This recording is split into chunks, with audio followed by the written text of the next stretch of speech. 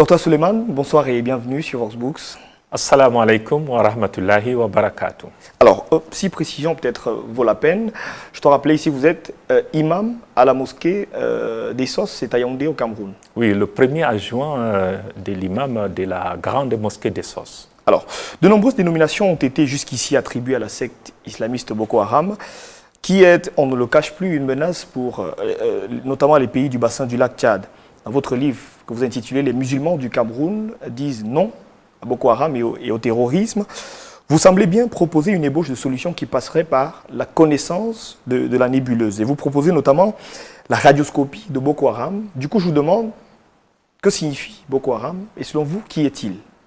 Je souhaite qu'on parle du groupe terroriste Boko Haram et non du groupe islamiste, parce que vous savez, aujourd'hui, il y a des difficultés à savoir quelle est la différence entre islam et islamisme.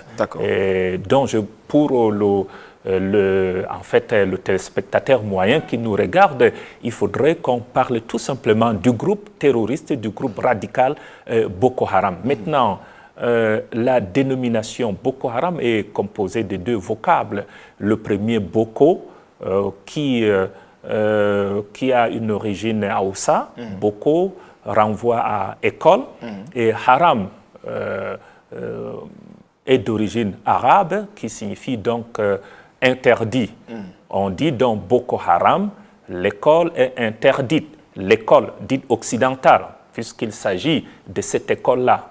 Mais de façon générale, il s'agit d'un rejet global de la civilisation occidentale qui serait donc, ou alors de certains aspects de la civilisation occidentale qui seraient, selon les adeptes de Boko Haram, en contradiction avec les valeurs que prône l'islam. Alors, en lisant votre livre, on se rend bien compte que vous semblez connaître Boko Haram, et notamment aux pages 24 et 25 de votre ouvrage, vous citez nommément ceux-là qui constituent, selon vous, les membres de la nébuleuse. Du coup, on se demanderait pourquoi ne parvient-on pas finalement à mettre hors d'état de nuire Boko Haram? C'est la question que tout le monde se pose. Et il y a donc plusieurs interprétations. Il y en a qui pensent que c'est une guerre qui cache beaucoup d'intérêts, certains intérêts occidentaux. C'est pour cette raison que les pays ne participeraient pas de façon significative. C'est des interprétations. Mais de mon point de vue, je pense qu'en fait, l'élément logique, c'est que c'est une guerre asymétrique. Autrement dit, vous avez en face de vous un ennemi qui est difficilement identifiable. Il est confus et diffus. Dans les guerres classiques, l'ennemi est bien connu. On peut, n'est-ce pas, le situer dans le temps et dans l'espace. Mais ici, c'est difficile. Vous savez, Boko Haram procède à des attaques, puis se replie dans sa forêt de Sanbissa et autres. Donc, il y a cette difficulté, justement, n'est-ce pas, de cerner le mouvement et de l'écraser.